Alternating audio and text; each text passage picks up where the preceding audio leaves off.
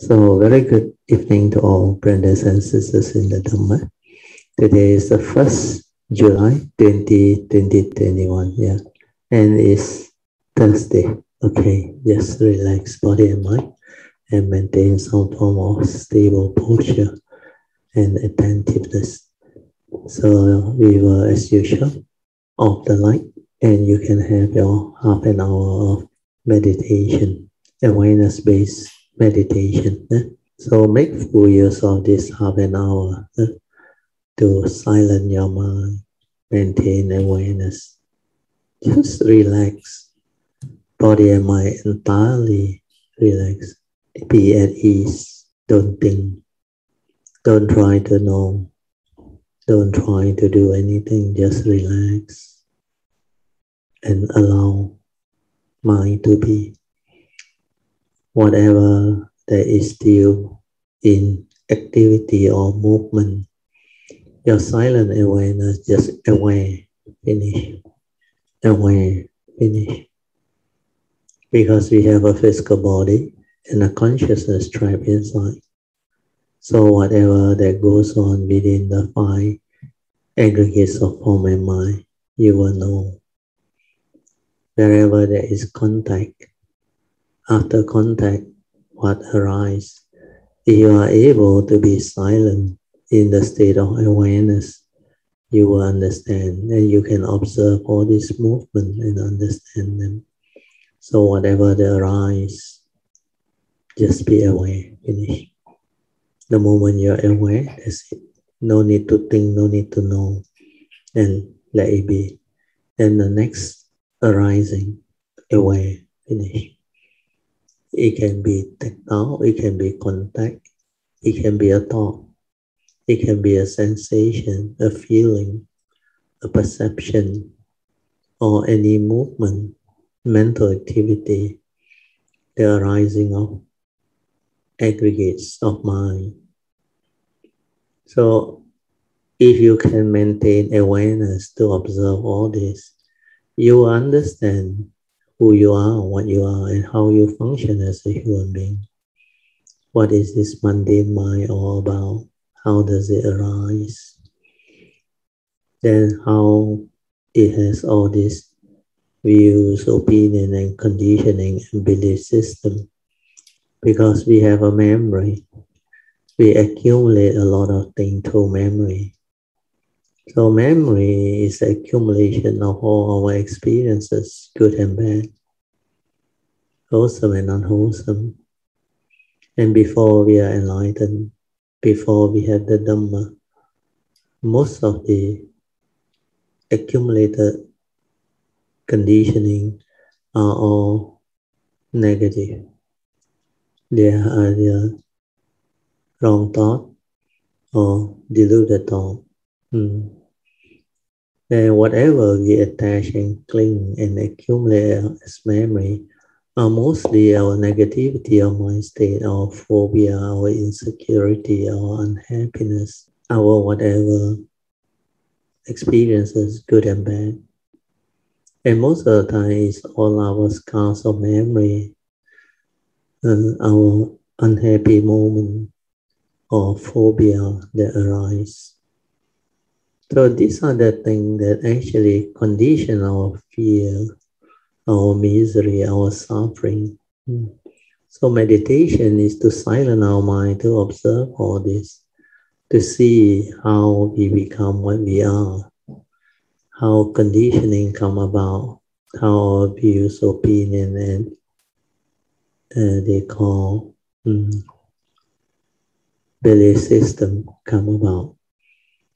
Then we also can also be mindful of all the habitual tendency and reaction to sense experience come about. Our character, our personality, our habitual tendency, you can see them all. Where these are the conditioning that has been going on for a long period of time. That's why it has become habitual. Then whatever you see, you can link it to the Dhamma, you will understand the 5 mental hindrances, the 5 spiritual faculties, the 3 evil roots, the 4 number 2, then the 3 turnings of the 4 number 2. Then we have the 7 factors of enlightenment. And at the same time, all the other essential Dhamma like Noble Eightfold Path, the 3 types of right view, spiritual law, and the Pancha Niyamas. So all this, you can see them, observe them, and understand them. Even the universal characteristics of impermanent suffering state non-self, then the law of dependent origination dwelling. When we see them, we understand how we function as a human being, how our mind operates following this law. So meditation is to be sensitive, to be able to observe all this and develop the understanding and the awakening. Then when we are completely silent and just aware, we can insight into phenomena, we can awaken to truth. We can understand things very clearly because we are not lost in thought, we are not preoccupied with the thinking, the emotion, the reaction of mind. We are all the time just silent, aware, sensitive, clarity of mind to enable us to see what is going on within the moment in life. So present moment awareness is only there when you are silent. If you cannot silence your mind, you cannot be aware. Because man can only do one thing at a time. Either you are silent, completely silent and just aware and sensitive, or you are lost in thought, thinking, preoccupied with what the thought is telling you, the movement and all those things. That is heedlessness, heedless thinking. You are hardly aware, hardly mindful of what is going on within the moment. The mind is constantly lost in thought, preoccupied with what you are thinking, your views, your opinion, your reaction, everything, triggering off the response to memory. Okay, then just relax body and mind and maintain some more attention. Then we'll continue from page 284 of this book, The Essence of Infinite Meaning, teaching from the adapted verse of the Sutra of Infinite Meaning. We are now in the next adapted verse. Everything arises, abides, changes, and ceases. So this is the 4-phase phenomenon of all things in this universe. Then they are constantly changing, endlessly passing by in the space of a thought without pause. This is the meaning of the conditioned world. Everything is dependent, originating, condition arising, cause of phenomenon. So when there is condition for things to arise, it will arise. That's why we call birth or the arising of a phenomenon. Then when the sustaining condition is still there, it will continue to sustain itself, or what we call abiding, existing. Then because condition constantly change, that's why there is changes. Then when conditions cease to be, cessation happens. So this typical 4-phase phenomena exists in all things. Sometimes it's shortened to 3. And sometimes you don't have the mindfulness and the awareness, you think it's only 2. Like the birth and death. It's just like our breathing. Breathing in, breathing out. But actually the in-breath alone there is the abiding and the changing in between. So it's not only the breath arise, because this breathing is a mechanism within our physical body. Without the breath, we will suffocate and die. This breath is very important. The breath is like life. This is the source of oxygen that we take in. That's why when you are in a place where the environment is very polluted and there is not much ventilation, not much oxygen, then you will die, you cannot survive.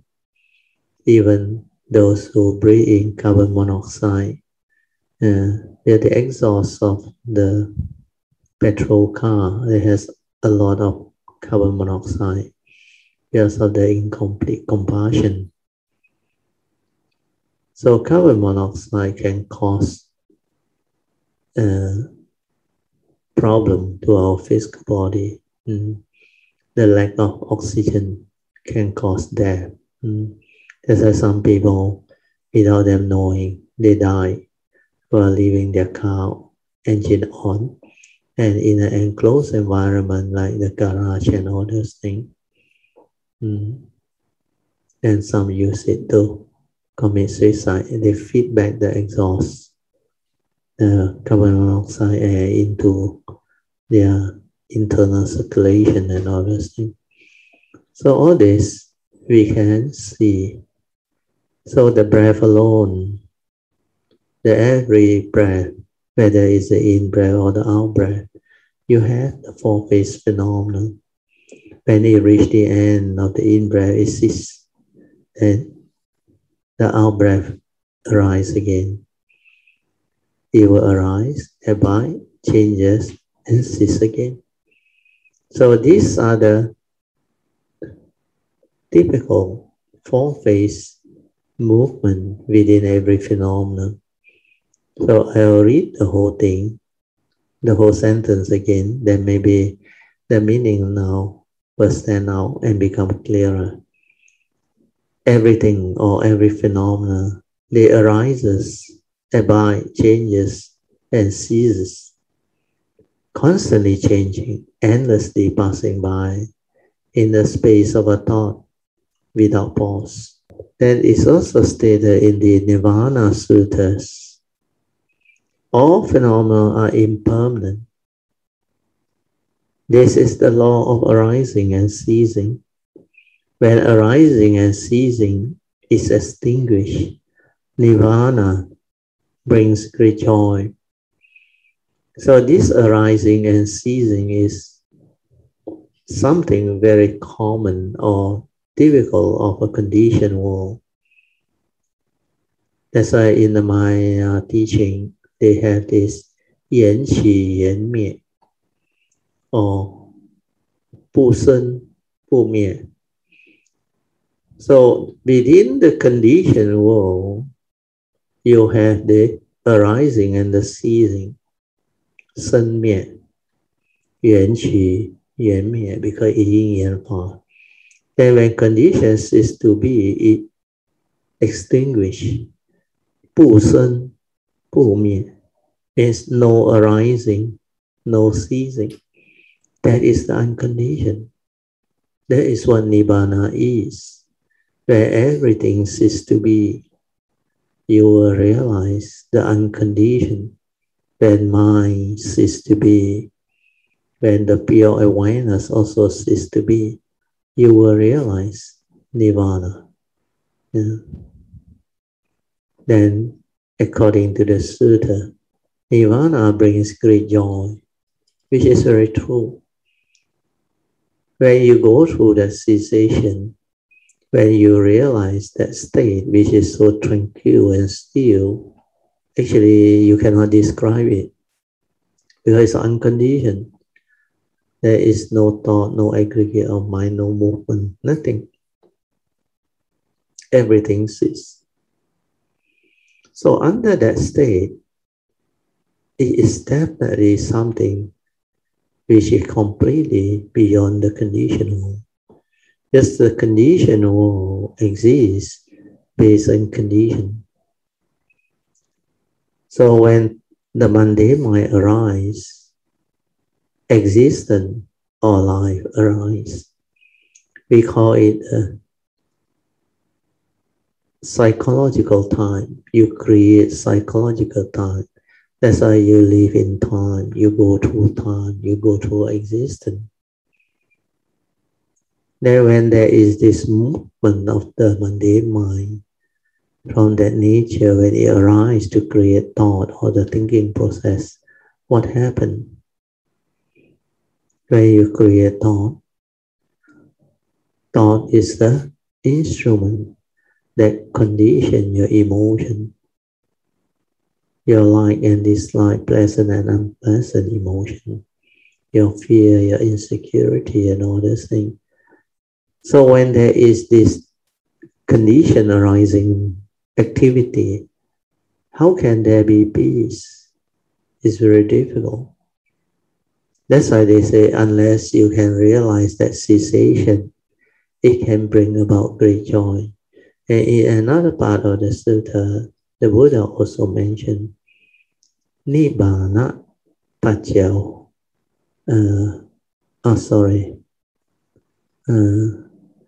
Nibbana is the highest peace. Nibbana Paramang Sukhang, the highest peace. Or some people call it bliss. It's not a bliss because when you go through cessation, it's not an experience. Paramang Sukhang, the highest peace you can ever realize, that is unconditioned. So nothing within the conditioned world, even your jhanic experience, tranquility and stillness of mind, you cannot compare with that type of peace. So this is very important. Nirvana brings great joy. When the Buddha turns the Dhamma wheel of the Four Noble Truths for anatta, I don't know how to pronounce this word, AJNATA, Ajnata, Kondanya, basically is Venerable Kondanya, and the others. He also thought that all phenomena are fundamentally empty and still.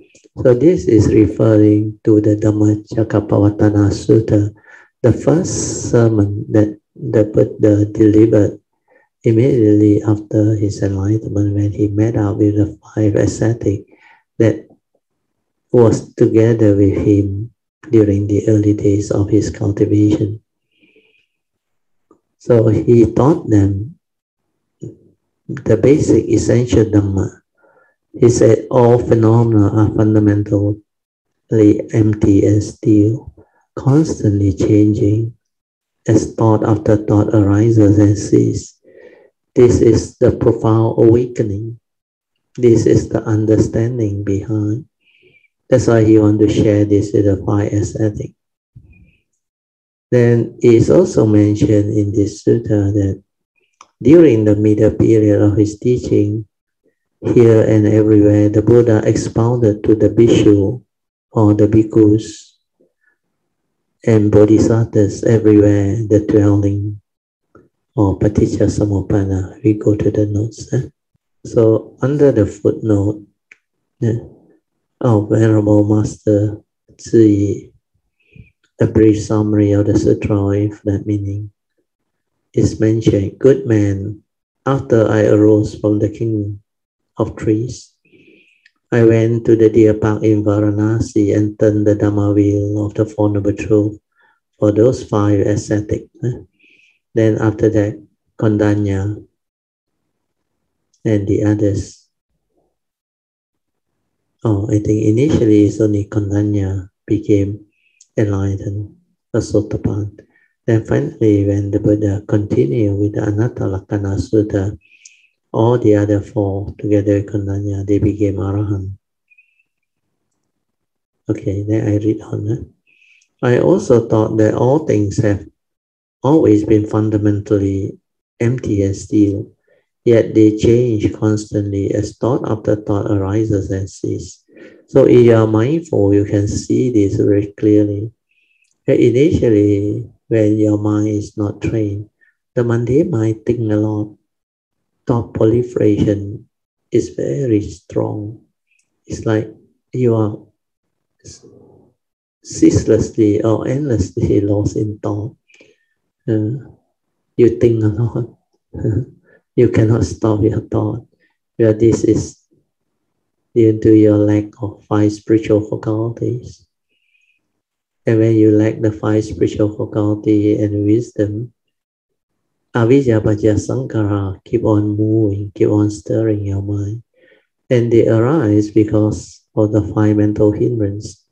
When you lack the opposite 5 spiritual faculty, mental hindrance create mind state that will hinder your mind from entering the meditative state of inner peace and inner awareness. So what are these 5 mental hindrances that hinders your mind? They are your reaction to sense experience, the 2 positive and negative emotion. The Buddha called it sensual desire and evil. Then sloth and torpor is sleepiness, lethargic mind. And restlessness of mind, your mind become restless. You lack saddha, you lack sati and samadhi and wisdom. So the lack of spiritual faculty make you think a lot. Your mind become restless, full of restlessness, fear, worry, anxiety, sorrow, and lamentation. They are all over.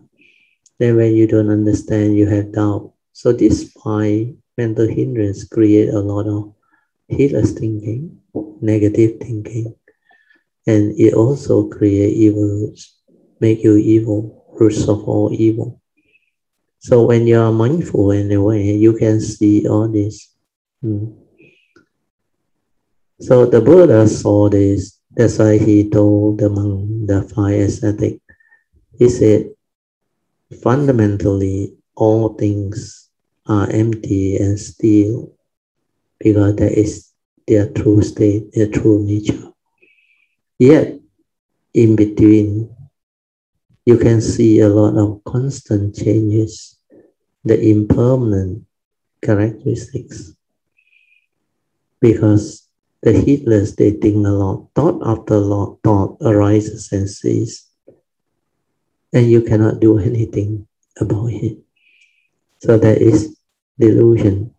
Then during the middle period of my teaching here and everywhere, I expounded to the bhikkhus and the bodhisattva the dwelling or paticca samuppada, or the law of dependent origination, and the 6 paramitas or 6 perfection. I also thought that all things have always been fundamentally empty and still, yet they change constantly as thought after thought arises and ceases. So this is repeated. Now I am expanding the great vehicle Sutra of infinite meaning, means the Mahayana, the greater vehicle. Maha is great. Yana is a vehicle. And I also teach that all things have always been fundamentally empty and still. That's why even at the Mahayana stage, it's still the same teaching. And you must be able to have the mindfulness, stability of mindfulness to see all this. Even though fundamentally their nature is empty and still, yet they changes constantly as thought after thought arises and ceases. That's why you must be mindful and observant. Okay, we go back to the notes. Now I read on the commentaries. In our daily living, both in the macrocosm of the universe and in the microcosm of our bodies, changes are happening every moment. The old is endlessly replaced with the new. For example, as the seasons changes, the difference in our surrounding can also be clearly observed. During the summer, when we woke up in the morning, the clear sky displays various shades of reds. blue, and orange. But when autumn comes and the equinox passes, the morning sky gradually loses its color and becomes hazy. When we see this change, we know that winter is coming. In the natural world, the cycle of spring, summer, autumn, and winter follows the law of nature. In the human body, we go through infancy, childhood, adolescence, middle age, and then old age. The cycle of our metabolism are measured in even shorter period of time. In fact, we are changing every day, with cells dividing and dying. Our body parts are being replaced, cell by cell, in a continuous cycle. In the blink of an eye, a baby grows into an adorable toddler, and in a few short years later, has become an adolescent. With advances in modern medicine, we can use an endoscope to clearly observe how fast our blood flows inside our body. It looks like the radar images of floating clouds and are seen in weather reports. Just as there is energy causing a circulation in the macrocosm of the external world, we have different kind of energy circulating inside the microcosm of our physical body. The circulation of energy within the body is a dynamic process. It is a state of constant change. Although we cannot see the blood flowing inside our body with our naked eye, if the blood stops flowing or blood flow stops, we cannot survive, we cannot live. Thus, an obstruction of even the smallest blood vessel can be dangerous. If we bang into something, we get a bruise. This is because some of the many blood capillaries under our skin has been ruptured. Of course, if it is only a minor injury, the body will heal itself. The same thing can also be seen everywhere in nature. After a small natural disaster, for example, when the tree branches are broken, the tree will sprout new twigs. This shows nature's vitality and natural ability to repair itself. Clearly, the circulation of energy is a truly subtle and wondrous process. Maintaining a balance by the process of constant change, this harmonious arising and ceasing is part of the law of nature. But when there is a lack of balance in this arising and ceasing, the result is disastrous. They include everything from illness of body to physical devastation of the world. Everything arises thereby changes and ceases, constantly changing. This process of change is never ending. That's why it's called a universal characteristic. Thus, sentient being experience birth, aging, illness, and death, while the world experiences spring, summer, autumn, and winter.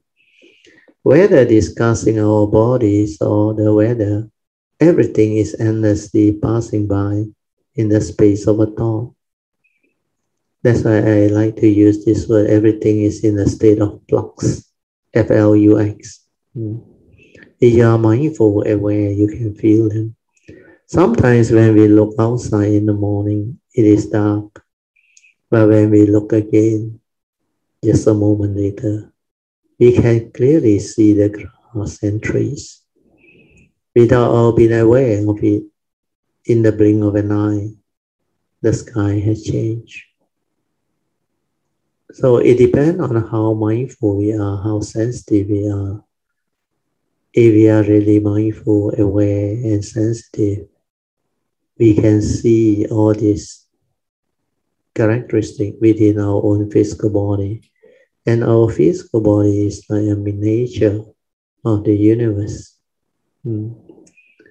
So if you are mindful and aware, you're silent, you can feel there is vibration everywhere within your body, your heartbeat, your pulse of life, the flow of breath, the air, including the blood and everything within our body, even the food we eat, we chew, that passes through our internal organ, the stomach, everything, sometimes even the intestine. You can hear a lot of things, the releasing of the byproduct, the gas, everything. Then if we are mindful and aware, you can also see the aggregates of mind very clearly. Every moment, thought arise and pass away. And upon contact of senses and the consciousness and the sense data, then what happened?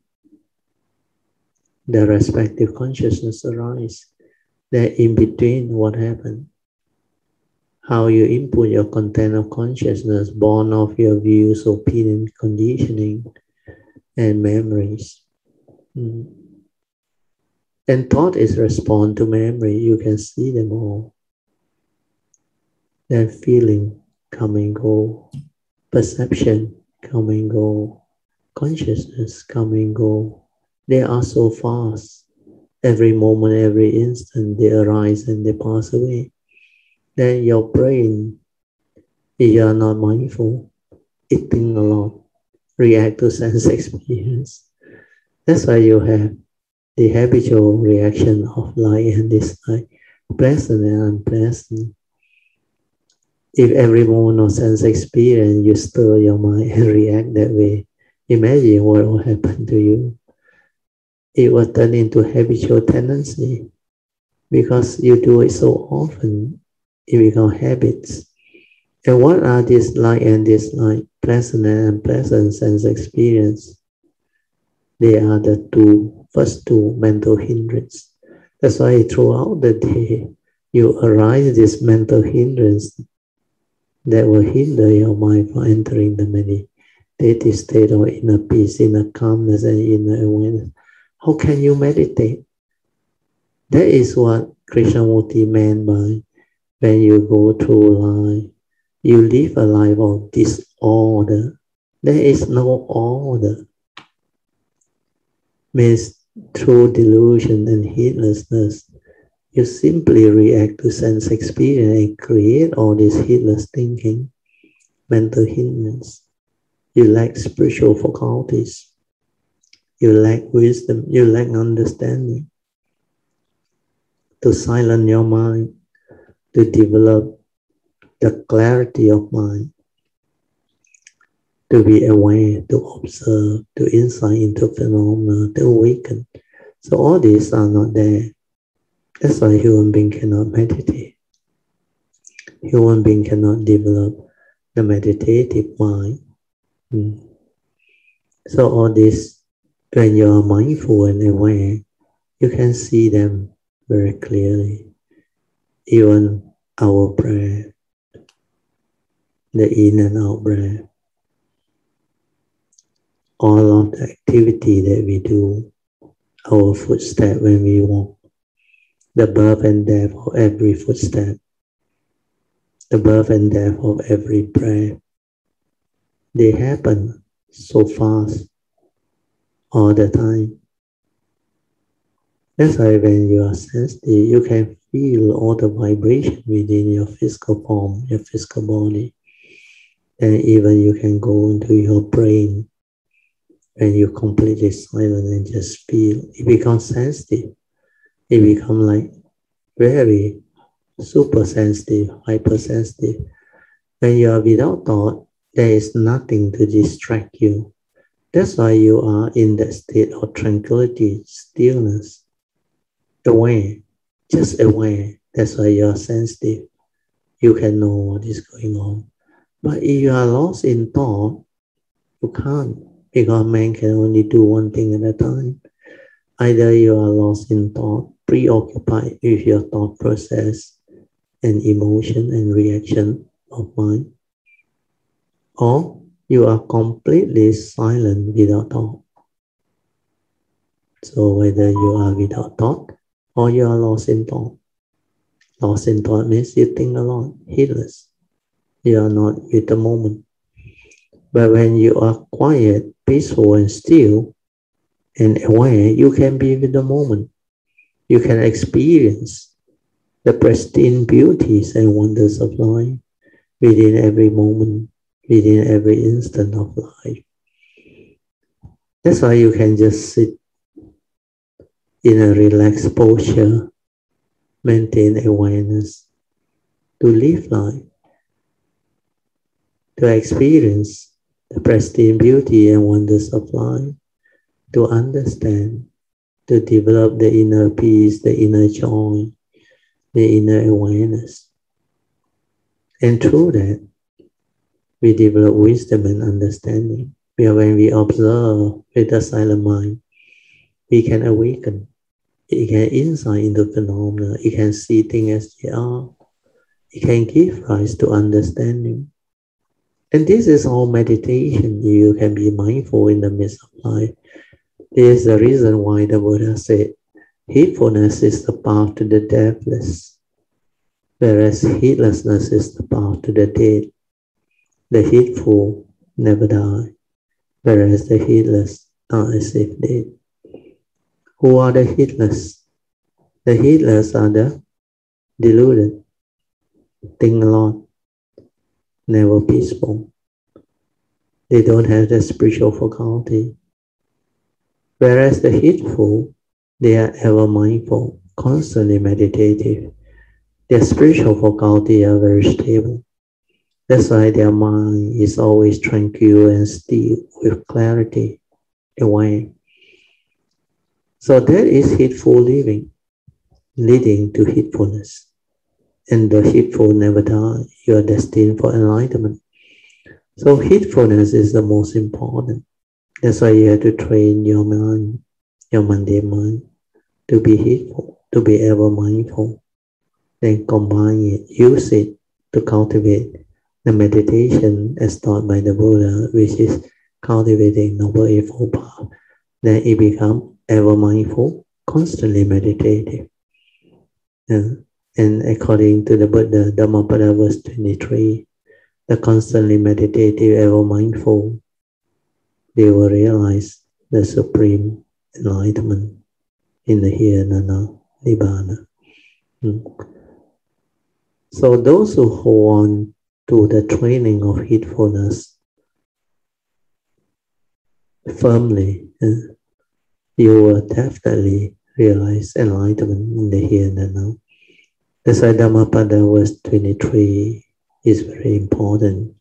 It's about heedfulness.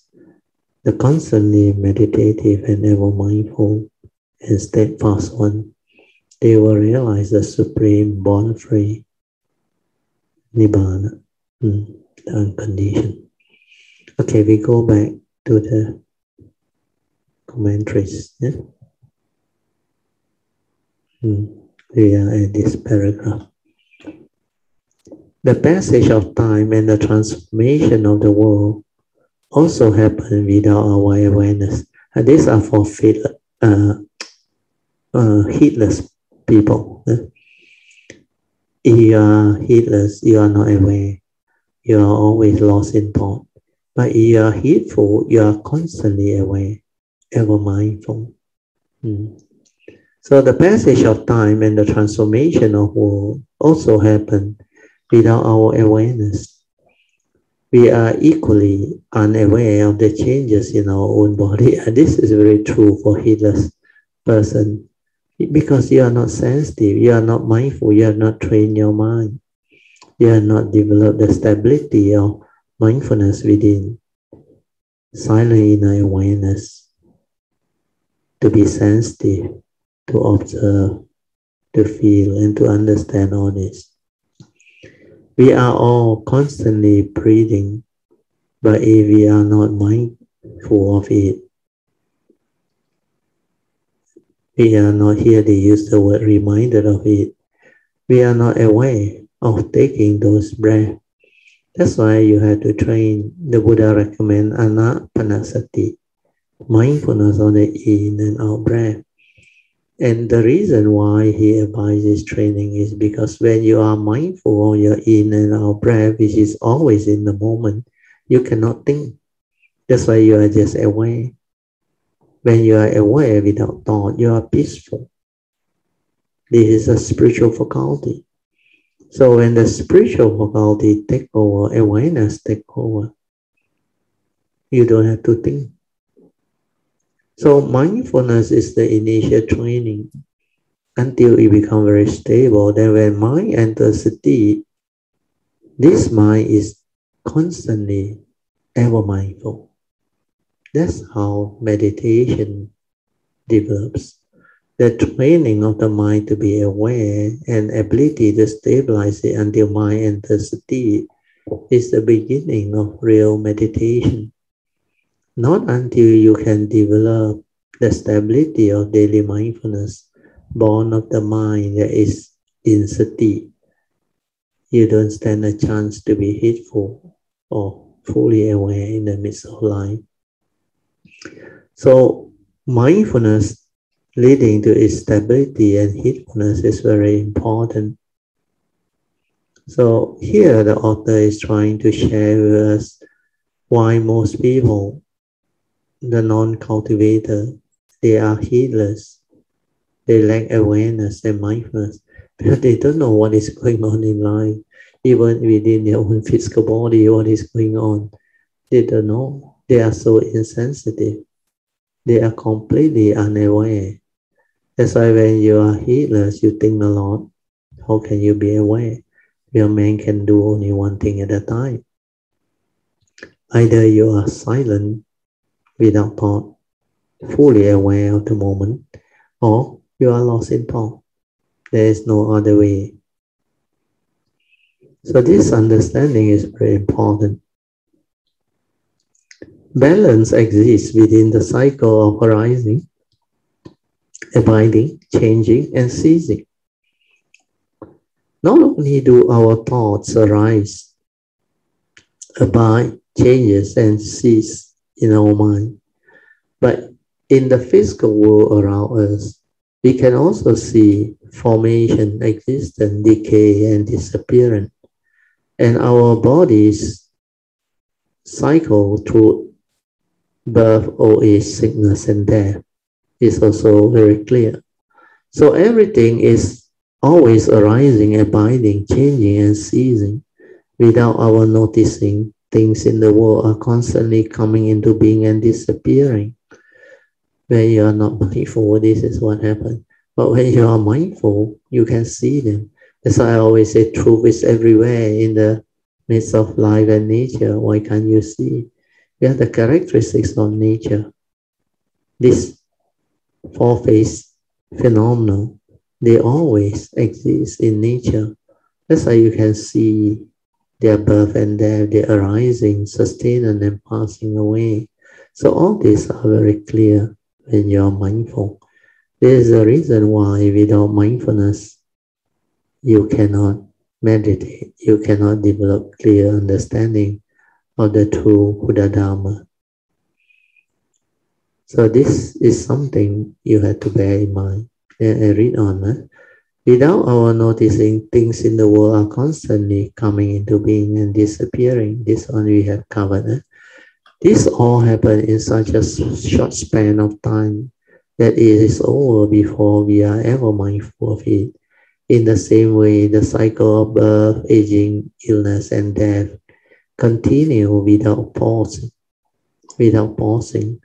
second by second, and minute by minute. That's why there is a saying, time waits for no man. In fact, time and tide is the same. They continuously move and evolve. They don't wait for you. Then the Nirvana Sutra also states all phenomena are impermanent. And this one is very important. This one can give rise to a lot of wisdom. This is the law of arising and ceasing. So the law of arising and ceasing is a nature's law. This is what the Buddha meant by dependent originating condition arising, causal phenomena. When arising and ceasing are extinguished, Nirvana brings great joy. All things and all matter in the world are impermanent. This is the state that the Buddha awakened to. Yeah, that is basically what he awakened to. Impermanent is the process by which all things change, and phenomena refer to all things that undergo change. Thus, all phenomena are impermanent.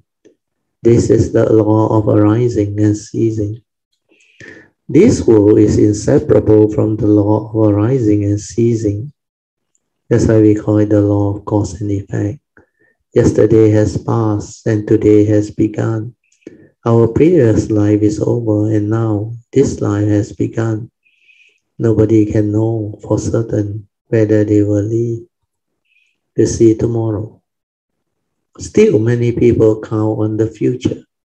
Let's do it tomorrow. Let's talk about it tomorrow. We wait to do things next year or even in our next life, unaware that life is always subject to the law of arising and ceasing. If we can understand and realize that all phenomena are impermanent, this is the law of arising and ceasing, we will know how to seize every moment, arouse our spiritual aspiration, and eliminate ignorance and affliction. Then we can manifest our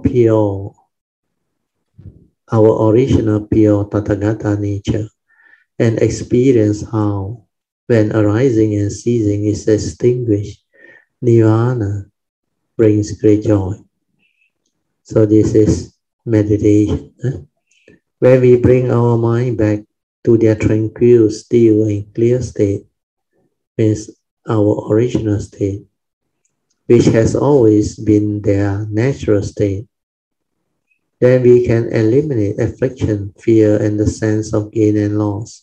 If we are not concerned about gaining or losing anything, naturally there is nothing for us to fear.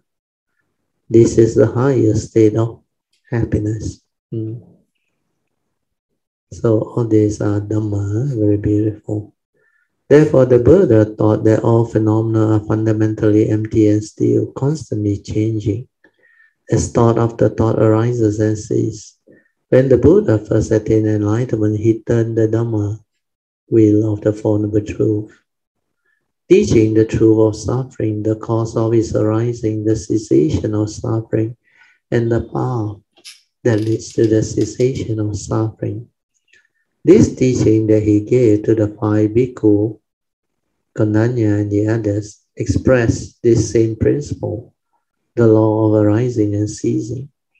Everything follows the law of arising and ceasing, means dependent originating. Even the thought in our mind, where one thought passes, the next thought arises. If the first thought did not cease, the next thought could not arise. During the middle period of his teaching, here and everywhere, the Buddha expounded to the bhikkhu and bodhisattvas the 12 links of cyclical existence. Although we are here now, the principle of the Buddha lay out are in fact universal and applicable everywhere. For example, we are here at this moment, but we can still learn about the principle left behind by the Buddha many years ago. In the same way, at the time when the Buddha expounded his teaching, he also talked about the spiritual practice of past Buddhas and Bodhisattvas, regardless of the time or place.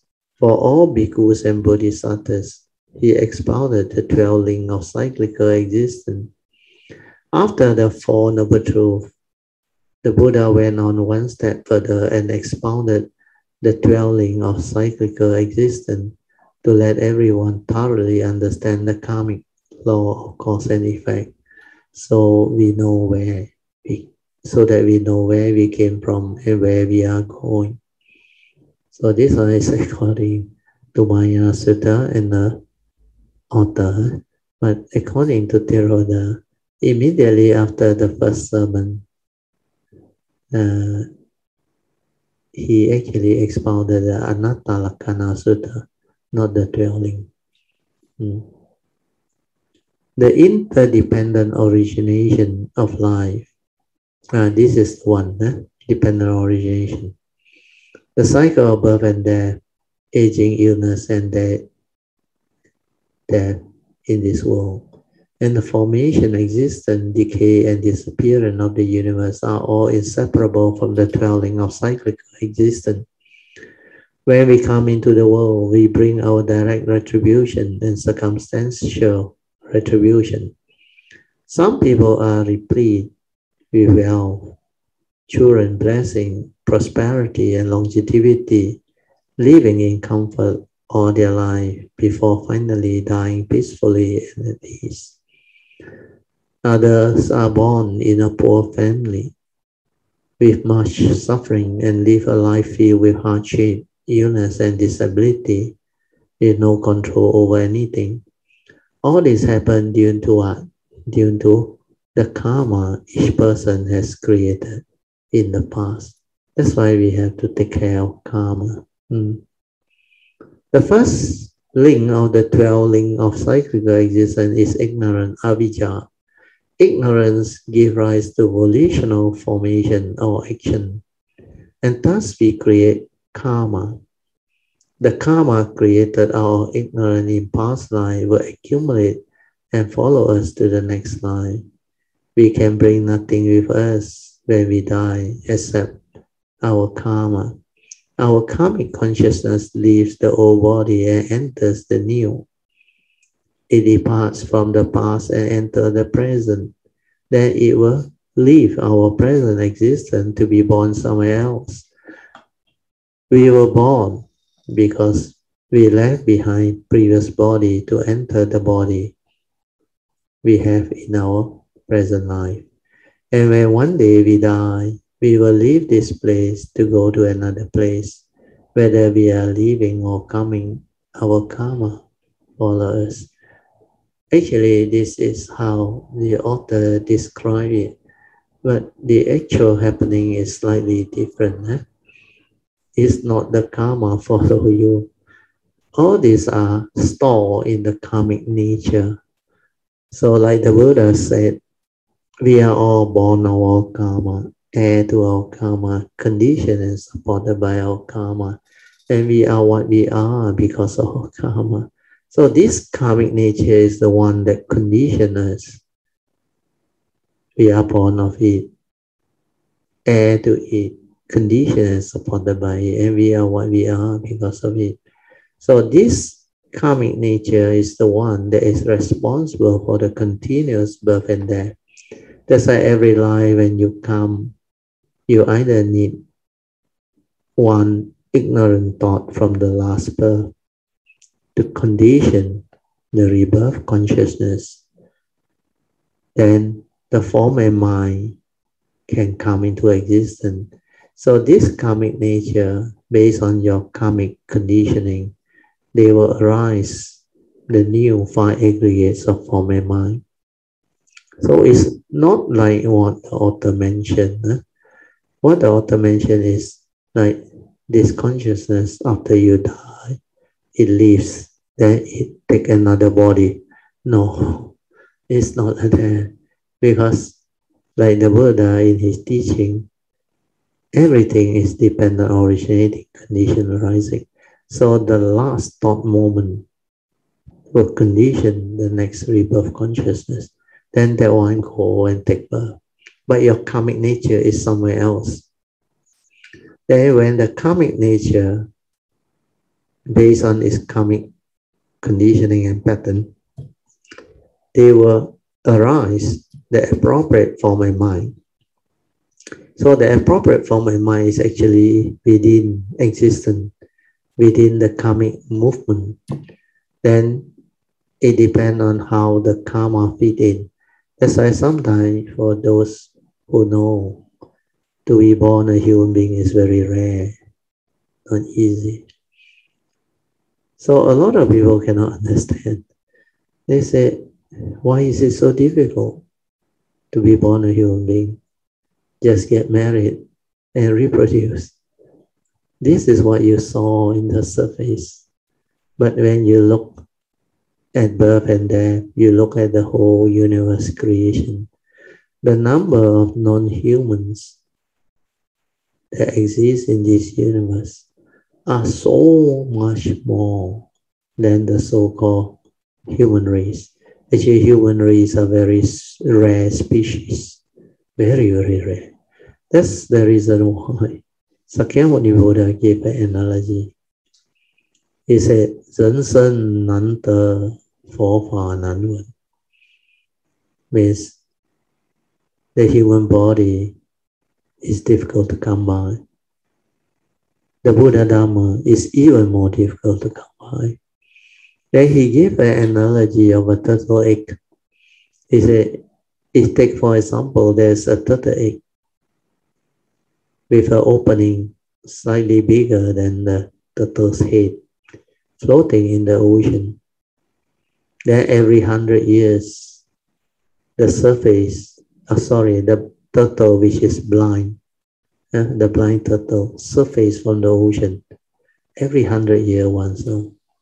So he said, the probability of gaining a human birth is like as long as the probability of the blind turtle able to protrude his head and fit exactly into the turtle eggshell with the opening. You will know how rare it is, how difficult it is. He is talking about numbers. So to be born a human is very rare indeed, and we must cherish it. We must actually understand that this is something very rare. And to be born during the Buddha Sasana, which is like now the golden window, to meet out with the Dhamma is even more rare. So do strive on with heedfulness. Do not delay.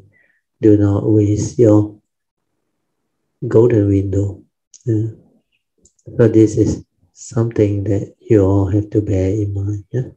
For those who still haven't seriously reflect on it, contemplate and aspire, you better do so. Okay, so basically I just explained why it's slightly different. What the author shared. If you don't have the clear understanding, you may be slightly confused because karma don't follow you. There is a karmic nature that does all this. So it's not like something you can bring along or carry along. Even your merits don't follow you, but they are recorded in nature's law, in our spiritual nature, our karmic nature. So when there is condition for its arising, they will arise. That's why it's yin and pa. Then as far as the consciousness that take rebirth is concerned, is not the same consciousness. The consciousness that die, there is a last thought moment. That last thought moment will end in condition rebirth consciousness. That one straight away take birth. But the realm of consciousness that is inside the physical form, that one is different. That one will come out. Because when a person dies, what happens is the consciousness that is trapped inside loses its craving force. When it loses its craving force, because there is no more life force, there is no more energy to hold this consciousness to the body, the physical body. That's why karma is such. When you take rebirth, the rebirth consciousness is trapped in the physical form.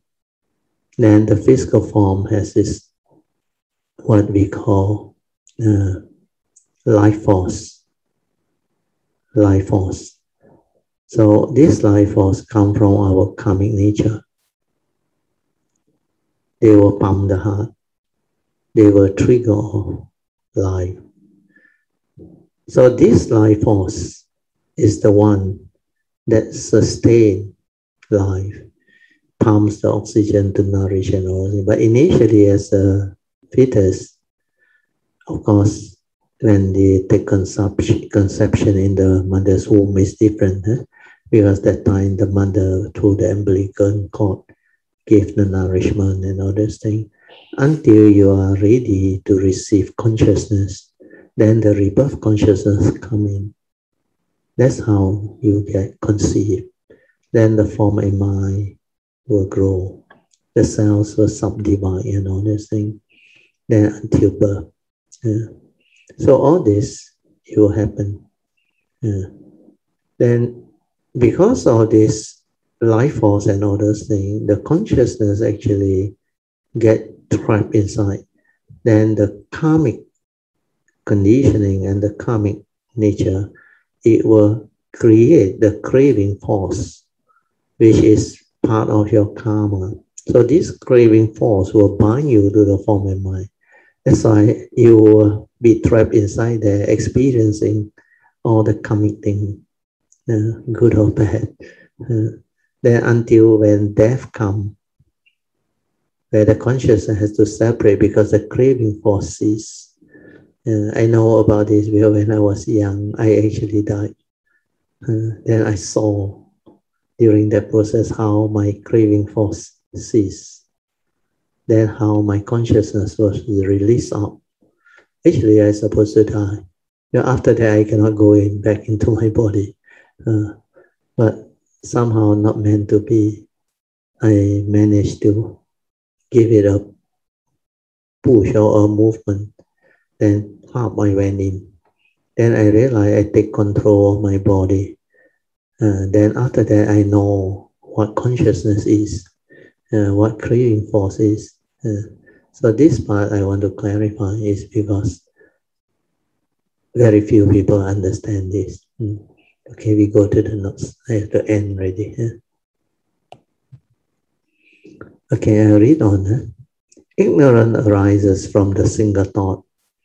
And once this thought stirs, greed, hatred, and delusion, and many other subtle afflictions arise. This is how avijja or ignorance gives rise to volitional formation, means karmic formation, resulting in all kinds of action that creates karma. All the karma that we create in this life, good or bad, will follow us into our next life or future life. So volitional formation gives rise to consciousness. Consciousness is created by the karmic force. In our mind, we may think, why are things not going my way? Why are others always hindering me? Our consciousness continuously gives rise to unhappy thoughts, like I said, like and dislike, pleasant and unpleasant, the reaction of mind, stirring of mind. Then consciousness gives rise to name and form. Name and form arise from the convergence of our consciousness with the material world. This is when our karmic affinity leads us to be conceived in certain location. So, which means the author also believes in the 3 periods of time of the dwelling. Is actually not like that. The actual dwelling is spontaneous within the moment. You read the book that I shared, where they did the transcript, you will know. The 3 periods of time, one is from some commentaries, because the Theravada tradition, they can't explain this. That's why they use the 3 periods of time. So if over 3 periods of time, this law of dependent origination only occurs once, it's of not much use. Why do we want to learn such a theory? But if it's every moment, every instant happening to us within life, and that is different. That is something we need. So here, when he said, this is when our karmic affinity leads us to be conceived in certain location, when he assumed that 3 period of time. Through the union of father's sperm and mother's egg, we will develop a human form inside the mother's womb. This is the stage of form and mind. See, the author thinks this is the first aspect of the 5 aggregate of form and mind as a human being. But the actual paticca samuppada, which is the 5 mental aggregate of form and mind, is different. It's happening every moment. That's why you have the meditative training and understanding. You will know that this is not the case. Avidya paccaya sankhara means dependent on ignorant condition, sankhara activity. And sankhara, of course, has its content of consciousness. That's why they use the word karmic volition. Then karmic volition create rebirth consciousness. Then rebirth consciousness create a new life. That's why they thought the first falling was like that. No, the actual happening in the mind is different. Every moment before you are enlightened, there is this avijja. Avijja paccaya sankhara. Sankhara is what? Mental activity, mental volition, mental states, mental movement, mental activity. In fact, everything that your mind can do, the content of consciousness is sankhara. So, avijja is ignorant. Ignorant of what? Ignorant of truth. Ignorant of life, the nature's law that governs life and existence. So, one thing to know, one thing to experience, what does human being do? They go and think. That's why avijja paccaya sankhara, they think. In school also same. When you want to learn something, the teachers say, go back and think about it. They thought by thinking you can understand. So no. So avijja paccaya sankhara means dependent on ignorance, it arises. Sankhara activity means mental thinking. And what is mental thinking?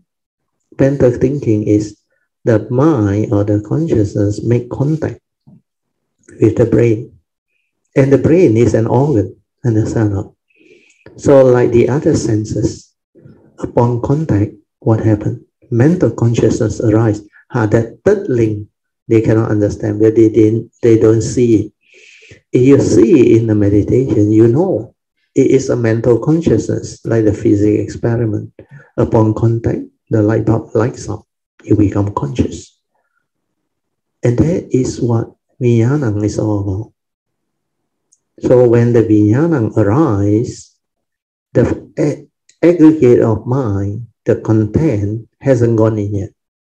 That's why at the third link is still pure vijnana. But very fast, from the third link, it go to the fourth link. That's why avijja paccaya sankhara, sankhara paccaya vijnana very fast. Then vijnana paccaya namarupa or namarupa. This is the 5 aggregate of form and mind, the mental 5 aggregate. And this is what the thought is all about. The second aspect. Then dependent on this 5 aggregate of form and mind, definitely there must be sense basis for it to arise. Otherwise it cannot arise. That's how the 12 link continue. Okay, so we go back to the sharing. Then maybe we end there first. Page 290. We are at page 290. So for the benefits of others who wants to understand the actual 12 link, you better go and read up that book, Paticca Samuppada. There are a few printing. First one is the blue color. Second printing, I think, is a yellow color. But the title is Paticca Samuppada. That book I taught very early, the year 2005, I remember. The transcript was done at that time. So read up that one, then you will develop clear understanding. I explained the both type, the traditional commentary type, which most tradition believe in, then I explain why two are different. You read through, you understand. Then when you meditate, you also understand very clearly. Okay, now we will open up for meditation reporting and also Q&A or sharing of the Dhamma. 接着上个星期天我有讲过的那个我的一点点 cultivation， 我就跟大家分享一下了哈。可以，就是从我啦，我讲我啦，从我这个脉啦哈讲起，以前是满脑子都是很多的那种很烦恼啊，对，然后很多那种很无聊的想法，对，然后就接着认识了巴勒丢，接触了佛法，然后一直在的尝试的去改变自己啊。对，我所做，我所学佛就是改变自己嘛。是哦，就是看你要不要去改变自己。这个改变是很彻底的去改变啊，包括我们的习性啊，我们的就是很多的事情啦，对事情看法，还有就是比如说我个人呢，因为我可能已经在这个这个烦恼里面打滚了好几年，10多年，对，所以就很 determined 的 you know， 要跑出来希望的能够走出来，然后再加上我们在发那个菩萨愿的时候，那个很重要对，我在发菩萨愿的时候，然后过后我就问我自己，那你如果真的是要走这个菩萨道，那你最起码你首先你身边的人啊事啊，对，你要把那个最起码的那个做好，然后你就才能够慢慢扩大这个范围去然后去度众生，然后自利，然后利他们这样。所以我就很 determined 的从我自己的身边的人，就是我的家人呐，然后做起，因为你生活的每一天在生活在最主要是你跟你的家人一起的，对，然后如果你跟你的家人对，如果你跟你的家人你都不能很融洽的去生活，而且每一天就是那个你我相很重啊，然后又对 going mind 又每天在那边哇，then I said 啊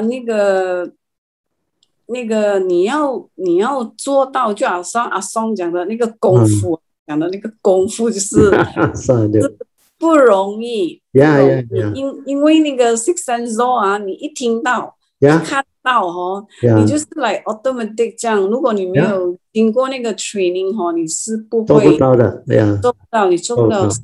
I mean 对我自己而言，我觉得是不容易。所以经过每一次的的 happens 啊，就是说你发生的时候，然后你自己去思考，然后去把它整件事情的去想它的前因后果是怎样发生的，然后最主要第一件事就是你先看看你自己到底在那个心里面，你有了那个 awareness within the city。You know how to silence your mind and develop daily mindfulness. That's why 你能了解，你看得到。但好像你经过了的那些years of depression and negative thinking and heedless thinking. So in Mandarin they call 无明跟无聊的念头。You saw it very clearly because the egoic mind, the heedless deluded mind, is always creating all the 你我相, or what we call the ego, the mark of a self and others. That's why every day, worry about this, worry about that, then argue over this, argue over that, try to be right, no. So all this is something very tiring, bring about a lot of suffering, karmic conditioning. Then when you start to see, then when you learn the Dhamma, when you listen to the sharing, everything, then you start to develop the understanding to change. So what you did is very good. You decide to change from within through understanding yourself, through mindfulness, awareness, and the Dhamma. You contemplate, you reflect. Then you observe how you react and how you stir, how this habitual tendency, the old way of very negative thinking, heedless thinking, reaction of mind.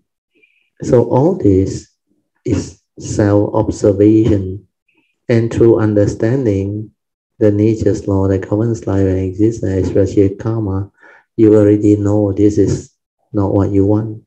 Because your life, you decide to be heedful. You decide to train yourself to come out of this deluded thinking, deluded conditioning.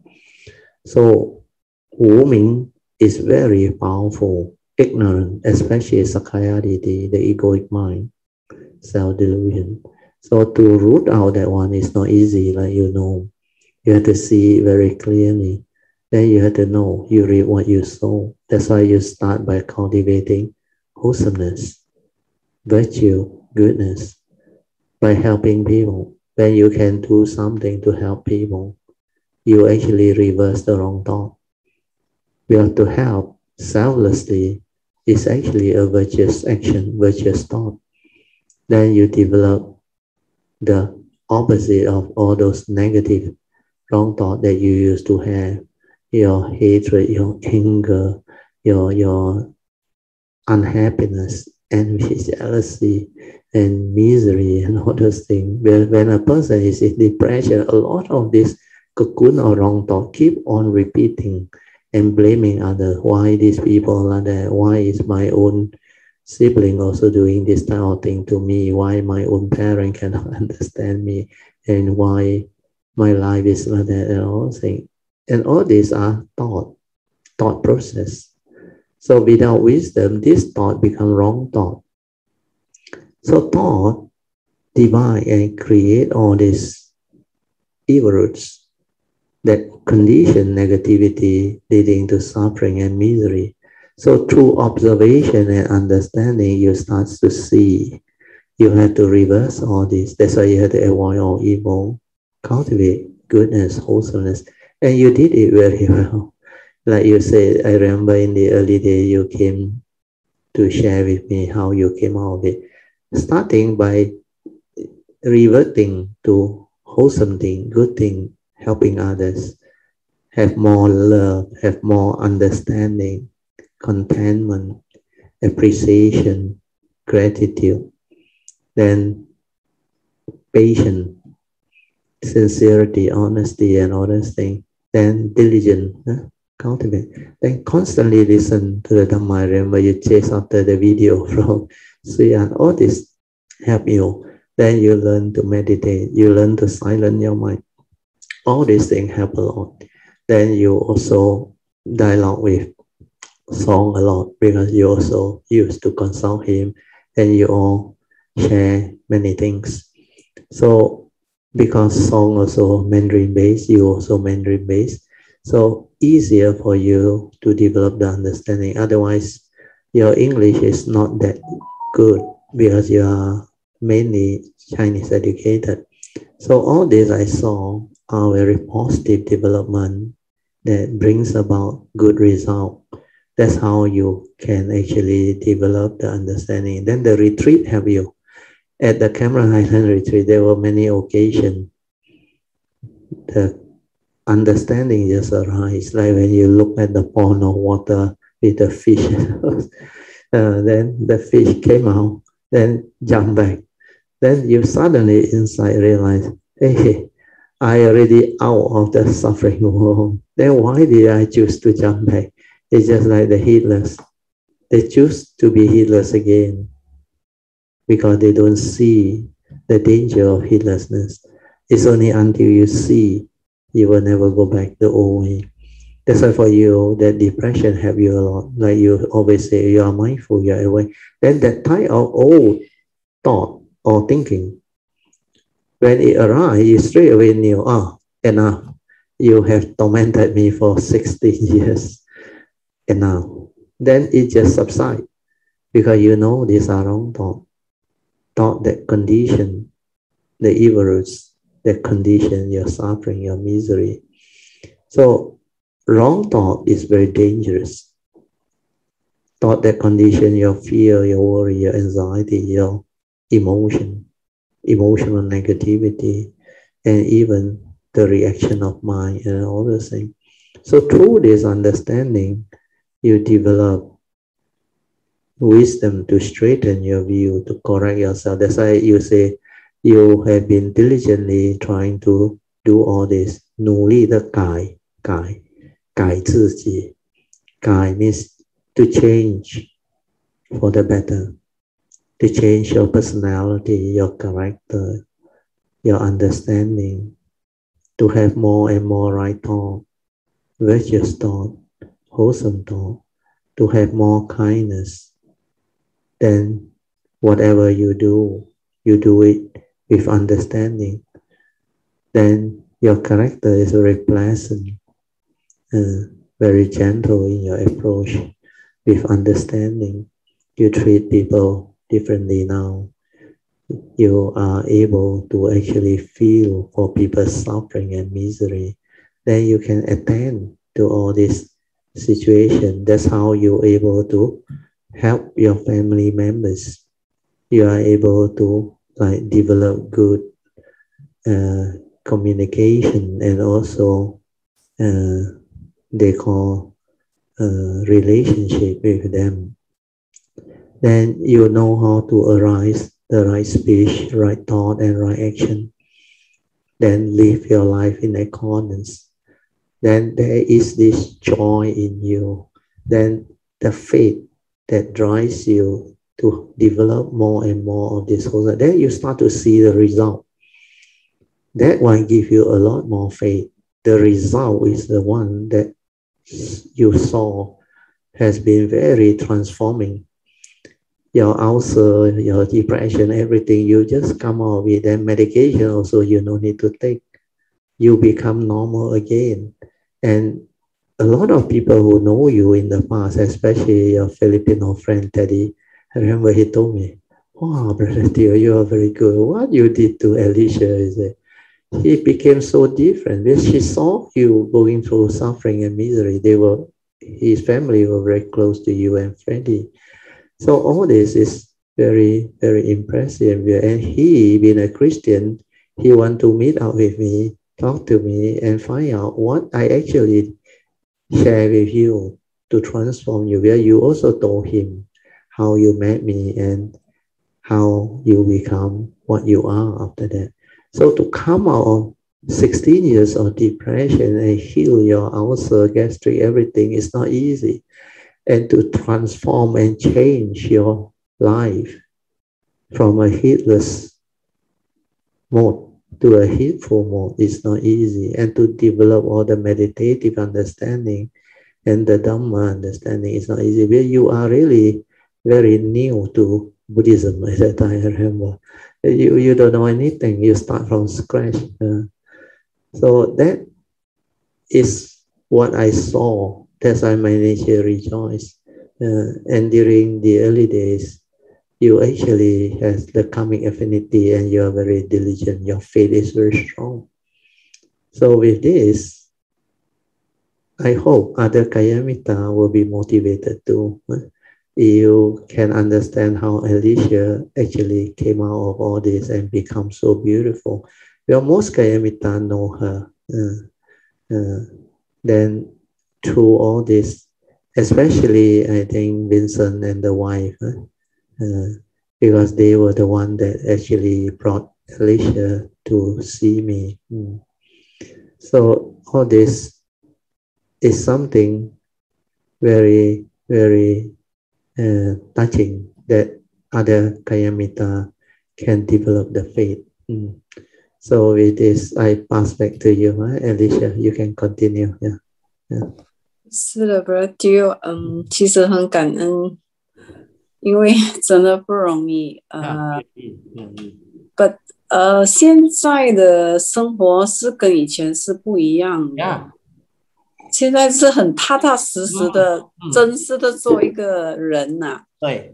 以前是我每次形容就是好像一个行尸走肉啊，就是那个你不知道你自己在做什么。对。好像刚才那个书讲的 ，What is going on also you don't know the world yourself, the environment， 因为在脑袋里面给他做那个无明的念头跟那个不意义的念头，So all this is what heedless thinking is all about. Deluded thinking is all about. So when you understand already, like you say, your life has changed.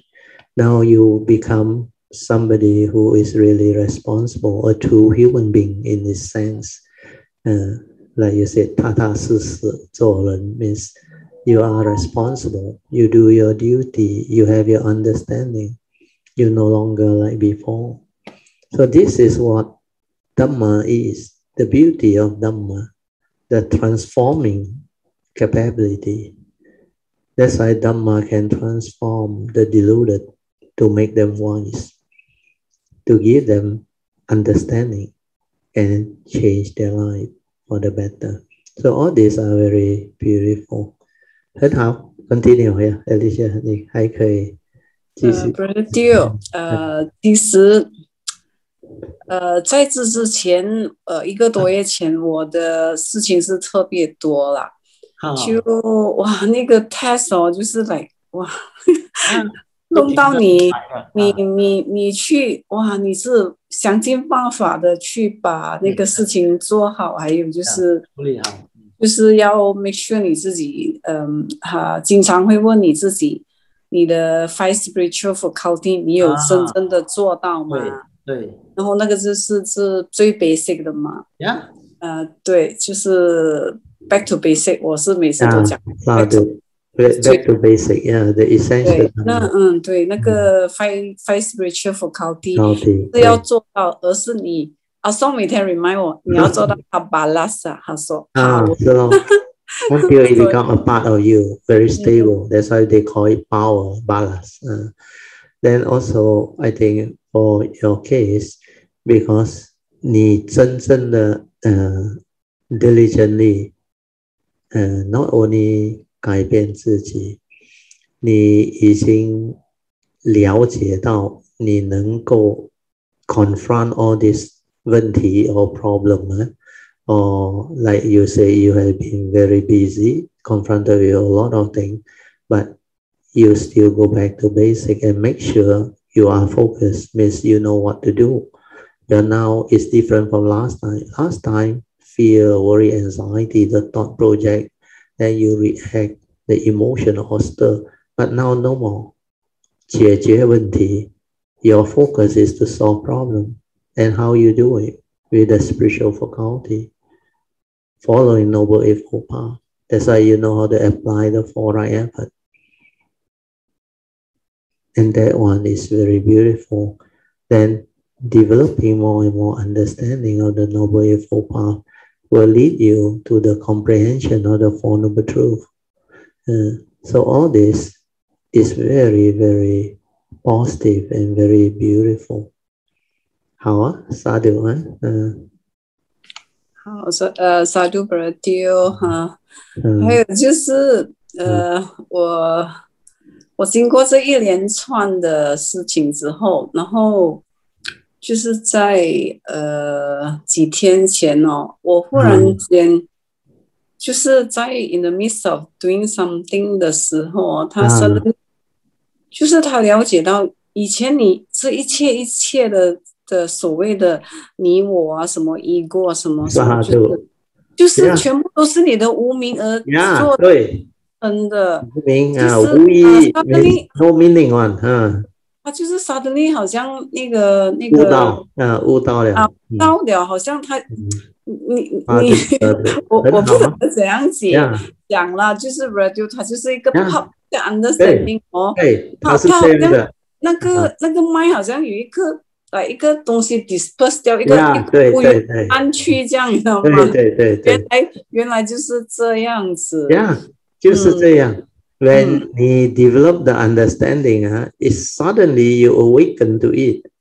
It's not from a thought. Where after you have reflected, contemplated, observed, silent your mind, and develop all this understanding, then all of a sudden when you reflect back, like what you mentioned just now, you realize all of the heedless thinking in the past got no meaning at all.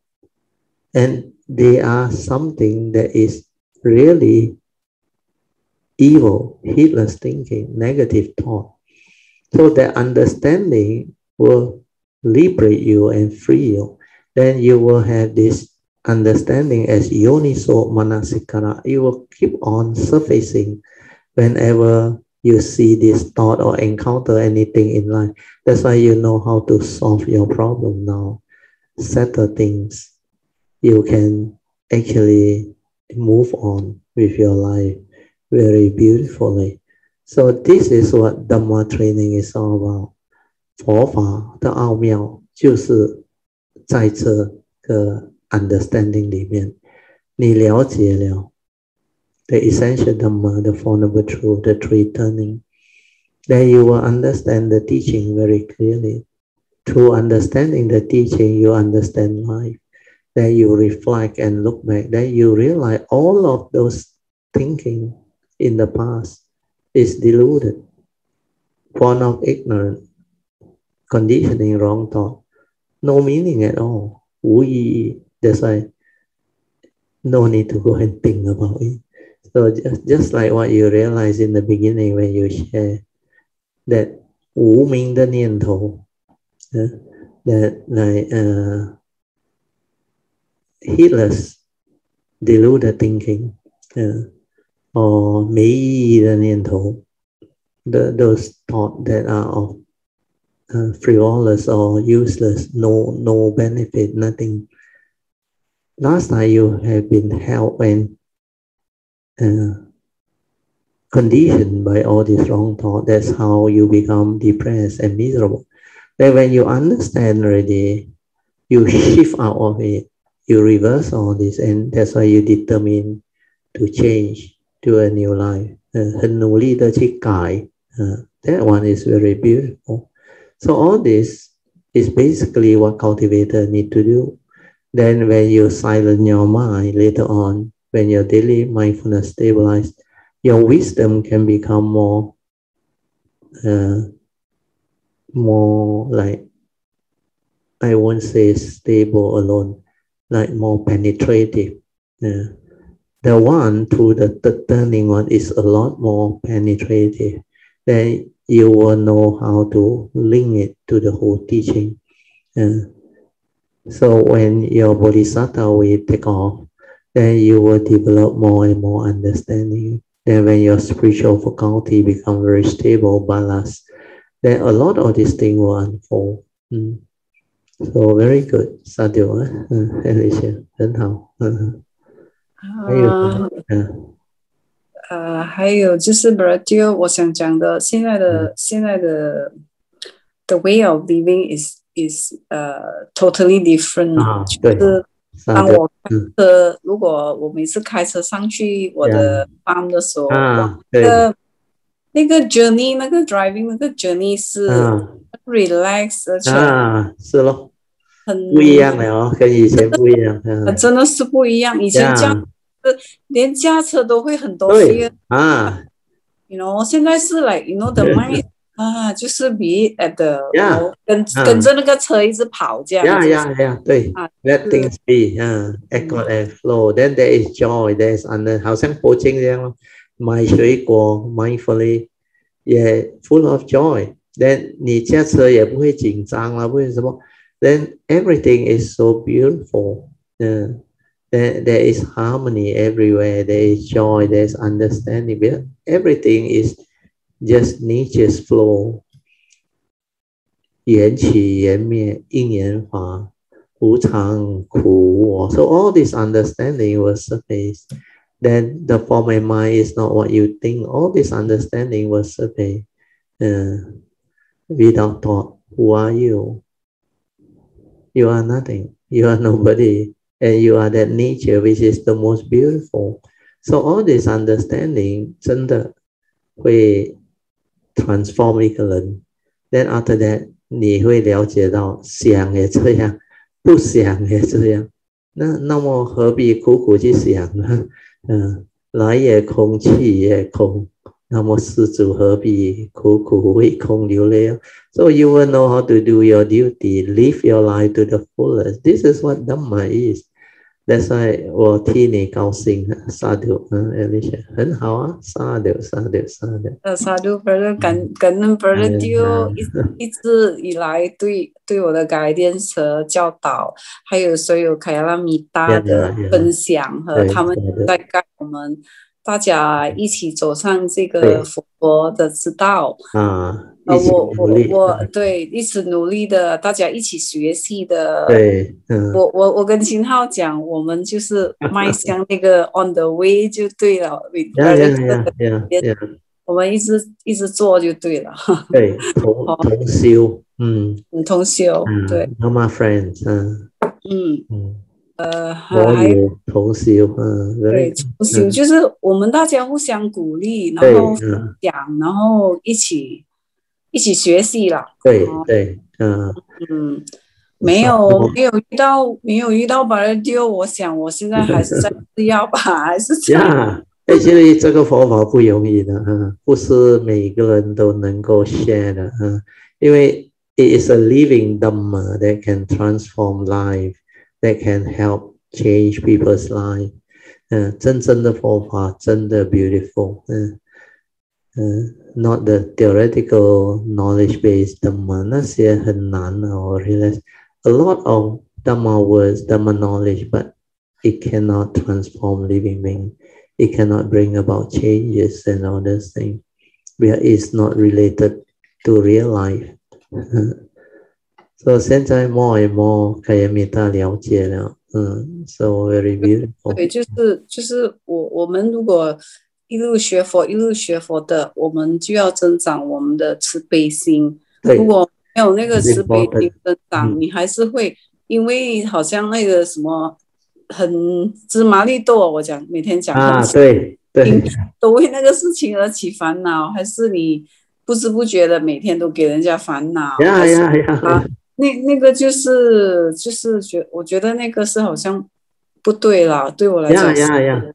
That's why finally 你会了解的。That's why 那个大乘马哈亚那无量易经啊，哇 ，that Sutra is very good。烦恼相，so 所知障、烦恼障 ，same. These two are obstruction to awakening. When you create 烦恼 means you won't worry about life. It won't solve your problem. It won't give you wisdom. That's why 烦恼障。No amount of fear, worry, anxiety, sorrow, or lamentation can help you in your life, solve your problem. So these are all wrong thoughts, evil roots. So you will know it's an obstruction to coming. To spiritual development. Then 所知障, when you know too much, true knowledge also no use. Everything you know is actually thought-based initially. So thought-based is knowledge. Knowledge cannot solve your problem. So 所知障 is avoid accumulating knowledge. You must develop wisdom through realization, through insight, through contemplation, reflection, through associating with the Dhamma. Things that are fit for attention, pay attention, like the Four Noble Truths, the Three Turning, the Essential Dhamma. Don't pay attention to all the like 吵吵闹闹, zeng and all those things. So the sixth principle that Xuanhua mentioned is very good. 不争, 不贪, 不自私, 不自利, 不妄疑. And there's another one I forgot already. That one is all very good. Then when you understand the teaching, the Dhamma, this will all surface. 不争, 你不跟人家争啊, you become very peaceful. You don't try to be right. You don't argue with people anymore. So much less problem, so much joy, so much peace. 不贪, without greed, you are so beautiful. So 不争, 不贪, 不自私 means selfish. 不妄疑, 不自利. So all these are very beautiful. When you don't lie, it means you don't have a what they call behind the intention to deceive, to cheat, to take advantage. No more. Then self-benefiting, 自利. That one also selfish. So all these are beautiful teachings. Very good, Alicia. 现在不错了，能够 express it out 了，很好。又能够 motivate Kaya Metta, encourage all Kaya Metta to walk the path together. So mutually supporting each other, motivating each other, then share understanding. All these are very beautiful Dhamma sharing. 萨度很好。还有就是可以，其实我每次都在想讲的是，我们要不要改变？其实是真的，要不要 truthfully 对自己哦，又是一个对，很就是那个卡，就是卡在那边。你要不要迈进一步的去改变？就是That's why sincerity, that's sincerity and the faith. 你有了 sincerity and faith 你就会 move into that direction. 因为 that faith will drive you. Then sincerity means 你真正的 very sincere. In Mandarin is called what? 诚实真诚 sincerity. Very good, yeah. That is what you need. Whether you really want to change or not, your life you decide. Nobody can decide for you. So the individual must change, like Krishnamurti say, for the world to change. So all this understanding is very important. If the individual don't change, means that individual karma will bring down the rest of the world collective consciousness. That's why for the world to change, the individual must change. And one by one, all this, they will accumulate and manifest into something beautiful and meaningful. 好啊，Alicia， 萨度。还有什么？还有就是我个人，我每次有那种念头或者什么 arise 那些 sankara 的时候呢，我就会提醒我自己说，你的起心动念，你浪费时间在这种sankara无聊的，那不如你念一个佛号，就是我的佛就是观世音菩萨。那他就会来，我的 awareness 就会来，哇，我走路也观世音菩萨，观世音菩萨，观世音菩萨，这样子这样子。所以我就是想讲这样子，然后去很好很好So all these are very beautiful sharing. Instead of arising like Alicia said, the heedless thinking and the frivolous or whatever negative thought, you might as well don't waste time on it. You try to develop the ability to cultivate affinity with Triple Gem by chanting Kuan Yin's Phổ then whatever you do, you are chanting that great being's name of Phổ Kuan Yin Pusa, so that it will create affinity and develop more wholesomeness and more blessing. So this is how you can improve yourself. Then the other thing about all this thought is when they arise, you must contemplate. Like the Buddha says, Sabbe Sankara Anicca, Sabbe Sankara Dukkham, Sabbe Dhamma Anatta, in the yellow form. We determine to understand all this. Means all of Sankara is impermanent. If you attach and cling, it leads to suffering. That's why Sabbe Sankara Anicca, straight away it will subside. Or Sabbe Sankara Dukkham, it leads to suffering. Then why you think? If you don't think, don't analyze, don't reason, there is no suffering. The moment you think and reason, you create duality. You create like and dislike, right and wrong. All this duality come out. That's why thought-based meditation is very dangerous. That's why don't analyze. Yeah? Don't try to like reason. Because all these are personal views and opinion of things. They are not wisdom, not true. They cannot solve real life problem. Maybe they can make you more intellectual and more like smart or clever, but it's not wisdom. That's why whatever happened, have the Dhamma to understand. Sabbe Sankara Anicca, finish. Then if still cannot deal, Sabbe Sankara Dukkham, it bring about suffering. Then sure you won't think, because when you give meaning, attach, cling, and go and think the wrong thought, it will condition suffering. Then Sabbe Dhamma Anatta, everything is Anatta, non-self, empty, not a permanent, unchanging entity.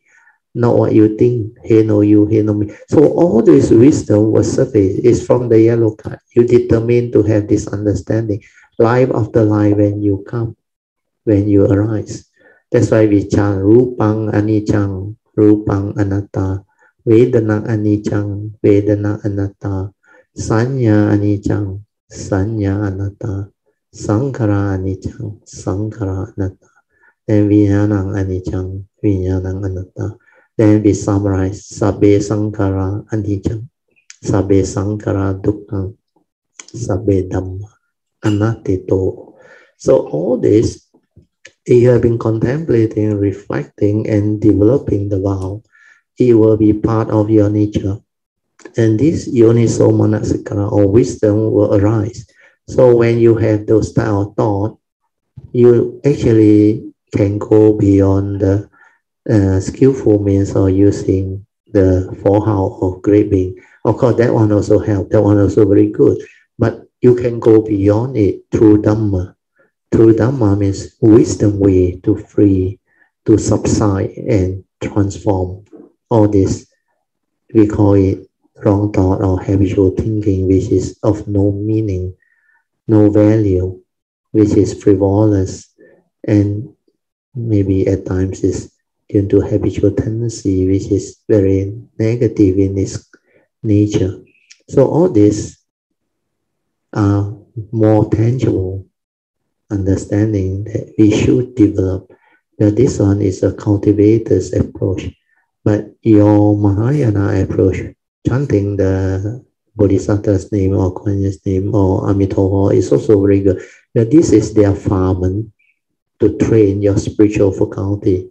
When you chant, it develops faith. When you have faith, you are composed, you are calm. Then you won't be restless. You don't have doubt, you don't fear. Then through your chanting, that faith will drive you to have the understanding. Then that understanding will actually reconfirm your faith and drive you to cultivate more diligently. That's how Saddha leads to Virya.